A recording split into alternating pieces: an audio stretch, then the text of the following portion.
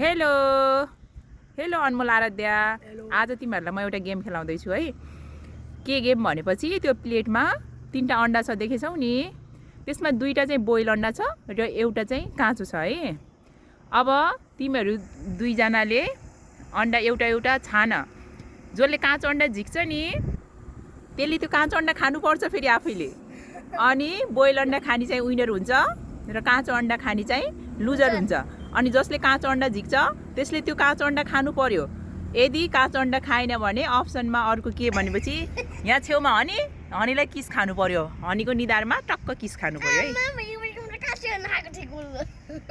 ल है, अनि फेरि जसले जित्छ नि उसले चाहिँ 500 रुपिज पाउँछ है। ल 500 रुपिज चाहिँ ल यो समाउ त उ त्यहाँ अगाडि राख है।